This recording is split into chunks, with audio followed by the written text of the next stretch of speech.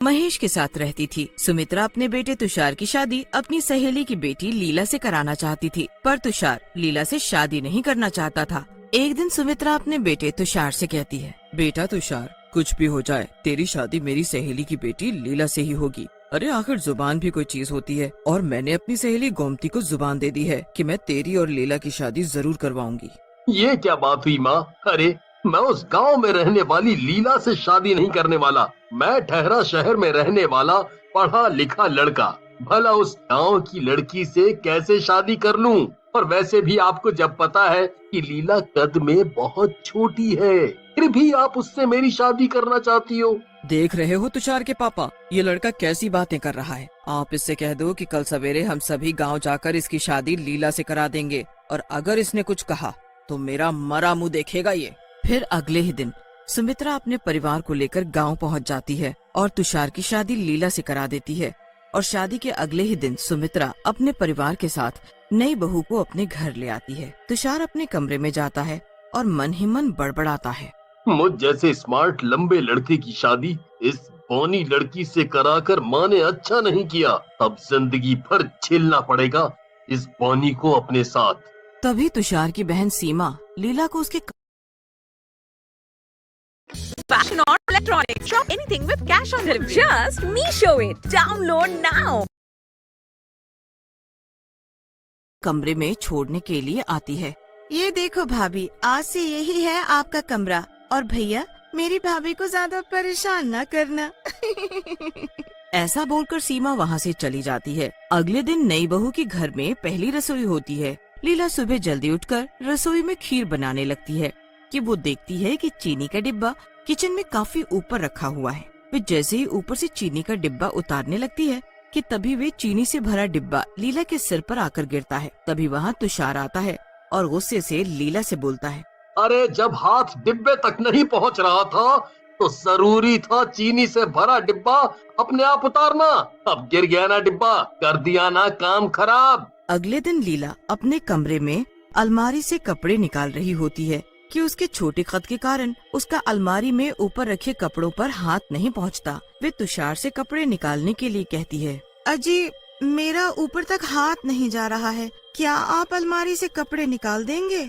ये सब मेरा काम नहीं है और मैं ऑफिस जाने के लिए पहले ही काफी लेट हो गया हूँ, तो जल्दी से मुझे मेरे कपड़े लाकर दो। लीला जैसे तैसे कपड़े निकालने लगती है कि उससे अलमारी में रखे सारे कपड़े नीचे गिर जाते हैं। तभी वहाँ माँ आ जाती हैं और तुषार से कहती हैं, अरे जब देखो मेरी बहू को डांटता रहता है। ये नहीं कि कभी इससे प्यार से भी बातें कर लिया करे या कभी किसी अच्छी जगह घुमाने ले जाए। माँ की बात सुनकर तुषार को बहुत गुस्सा आता है और वो कुछ कहे बिना ही वहाँ से चला जाता है। तुषार ऑफिस पहुँचकर अपनी फ्रेंड लतिका से कहता है, लतिका, मैं तुमसे बहुत प्यार करता था, पर मेरी माँ की जुबान की वजह से आज मुझे उस बौनी लड़की के साथ रहना पड़ रहा है। आए दिन बस काम खराब करती रहती है। मुझे तो उसे अपने साथ कहीं ले जाने में भी शर्म आती है। तुषार, मैं भी तुमसे आज भी उतना ही प्यार करती हूँ जितना पहले किया करती थी। क्या तुम कुछ ऐसा नहीं कर सकते जिससे वो हम दोनों के रास्ते से दूर हो जाए और हम दोनों एक हो जाएं? मैं भी तुमसे बहुत प्यार करता हूँ और तुमसे शादी भी करना चाहता हूँ, पर उस लीला के होते हम कुछ नहीं कर सकते। तुम्हें खाने मेहर दे दो, उसके मरते ही हम दोनों शादी कर लेंगे। बस तुम्हें इतना करना है कि उसके मरते ही उसका जल्द से जल्द क्रियाक्रम कराना है ताकि किसी को कुछ पता ना चले। फिर क्या था, तुषार मौका देखकर सुबह सुबह लीला की चाय में जहर मिला देता है। चाय पीते ही लीला अपना दम तोड़ देती है। तुषार जोर जोर से चिल्लाकर घर वालों को बुलाता है, माँ देखो ना लीला को क्या हो गया, इसकी तो सांसें ही चलना बंद हो गई। हाय रे, ये अचानक से ऐसे कैसे मर गई? लीला, ये क्या हो गया? हाय रे हाय, ये हमारी बहू ऐसे कैसे मर सकती है? कुछ देर पहले तक तो बिल्कुल ठीक थी। मेरी बहू। तुषार किसी से कुछ ज्यादा ही फटाफट से लीला का अंतिम संस्कार कर देता है। लीला की मौत को कुछ ही दिन हुए थे कि तुषार अपनी फ्रेंड लतिका को अपने घर ले आता है और अपनी माँ से उसे मिलाता है और लतिका से शादी करने की बात माँ से करता है कि तभी किचन से कुछ गिरने की आवाज आती है। सभी जाकर किचन में देखते हैं। अरे सीमा, ये क्या? ये चीनी का डिब्बा कैसे गिरा? सीमा अपनी आंखें बड़ी करके अजीब सी आवाज से कहती है, आज तो सिर्फ चीनी गिरी है, कल को क्या पता कुछ और गिर जाए। आखिर मैं छोटी हूँ ना, तो ऊपर रखे सामान पर मेरा हाथ ठीक से पहुँचता। सीमा, तू तू तू तू ठीक है ना? तो ठीक हूँ, पर मुझे ये लड़की लतिका बिल्कुल पसंद नहीं है। इसे मेरे सामने से ले जाओ। तभी तुषार के पापा वहाँ आते हैं और बोलते हैं, हे भगवान, बहू को मरे कुछ ही दिन हुए हैं और ये जनाब दूसरी शादी की बात कर रहे हैं। पर तुषार पर किसी की बात का कोई असर नहीं होता और वो अगले ही दिन मंदिर में जाकर लतिका से शादी कर उसे अपने घर ले आता है। शादी के कुछ दिनों तक तो सब ठीक था, पर एक दिन जब लतिका किचन में खाना बना रही होती कि तभी उसे अपने सामने एक डमी चुड़ैल दिखाई देती है। वो चुड़ैल कद में बहुत छोटी थी, पर देखने में उतनी ही डरावनी थी। मर गई। ये चुड़ैल कहाँ से किचन में? ये रसोई क्या सिर्फ तेरी है? जो तू बोल रही है कि मैं यहाँ कहाँ से आ गई? माँ, पिताजी, तुषार, मुझे इस चुड़ैल से बचाओ, नहीं तो ये मुझे मार डालेगी। अरे कोई तो मुझे इस बौनी चुड़ैल से बचाओ। तूने मुझे बौनी कहा?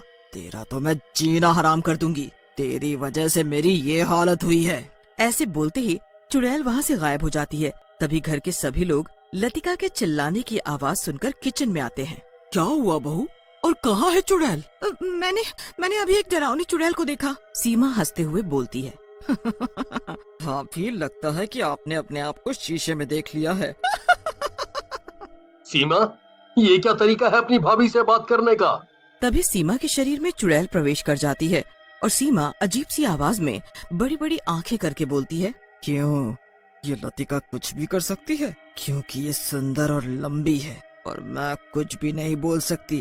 काश मैंने भी अपने दिल की बात सबसे बोली होती तो आज मैं। ये कैसी बातें कर रही है बेटी? सीमा की माँ, मुझे तो कुछ सही नहीं लग रहा है। फिर उसी रात लतिका को अपने कमरे में देती है। हे भगवान, मेरे साथ क्या हो रहा है? ये चुड़ैल मेरे कमरे में भी आ गई। तुषार, जल्दी कमरे में आकर देखो, ये बौनी चुड़ैल फिर से मुझे घूर कर देख रही है। मेरी जगह लेना चाहती है ना, तो मैं तुझे सच में मेरी जगह पहुंचा देती हूँ। तेरा भी ऊपर का टिकट कटा देती हूँ। क्यों, सही है ना? अब क्या हुआ लतिका? अब चुड़ैल लगा रखा है। मुझे तो ये कोई चुड़ैल दिखाई। मैं तो थक गई हो, रो गई है। चलो अब सोते हैं। उसी रात सुमित्रा किचन में पानी पीने के लिए जाती है तो वो देखती है कि किचन में एक बौनी चुड़ैल फर्श पर बैठी बर्तन धो रही है। उसे देखते ही सुमित्रा की चीख निकल जाती है। अजी मर गई रे, मर गई। यहाँ किचन में तो सच में एक बौनी चुड़ैल बैठी है। चुड़ैल जोर जोर से हंसती है और देखते ही देखते वहाँ से गायब हो जाती है कि तभी लतिका को एक डरावना सपना आता है और वो घबरा कर उठती है तो देखती है उसके बेड के पास सच में चुड़ैल खड़ी है। तो तुषार, मैंने कहा था ना कि चुड़ैल है। उठो और अपनी आंखों से देखो इस बौनी चुड़ैल को। मुझे तो लगता है ये लीला है जो हमसे अपनी मौत का बदला लेना चाहती है। तभी तो देखो ये हर जगह मुझे दिखाई देती है और ये कद में भी लीला की तरह छोटी है। तुषार। लतिका चिल्लाने की आवाज से सभी तुषार कर आ जाते हैं और लतिका की सारी बातें लेते हैं। तभी पास में खड़ी चुड़ैल बोलती है, आखिर तुमने ये मान ही लिया कि तुम दोनों ने मिलकर ही मेरी ऐसी हालत की है। अरे क्या बौने लोगों को नहीं होता? भी सोचा है हम जैसे छोटे कद के लोगों को बौना या वो कितना दुख होता है। आपने भी हमेशा मुझे बौनी बहू कह के ही बोला।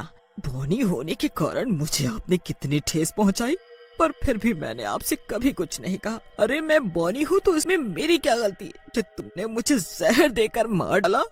मतलब बौनी उड़ाई हमारी बहू है जैसे हमारे बेटे ने जहर देकर मार डाला। ये क्या किया तूने तुषार? ये क्या किया? मुझे माफ कर दो पिताजी, मुझसे बहुत बड़ी गलती हो गई। अरे कमबख्त, माफी ही मांगनी है तो लीला बहू से मांग। अब मैं तुम दोनों को नहीं छोड़ने वाली। तुम्हारा भी वही हाल होगा जो मेरा हुआ। नहीं, मुझे मत मारना। अरे जहर तो तुम्हें तुषार ने दिया है ना, तो फिर तुम मुझे क्यों मारना चाहती हो? उसी समय मौका देखकर सीमा पुलिस को फोन करके लीला की मौत की सारी बात बता दी है। पुलिस भी जरा देरी किए बिना सुमित्रा के घर पहुंच जाती है। तुषार और लतिका को लीला को जहर देकर मारने के जुर्म में जेल में डाल देती है। तुषार और लता को सजा मिलते ही चुड़ैल बौनी बहू को मुक्ति मिल जाती है और वे हमेशा के लिए वहाँ से चली जाती है।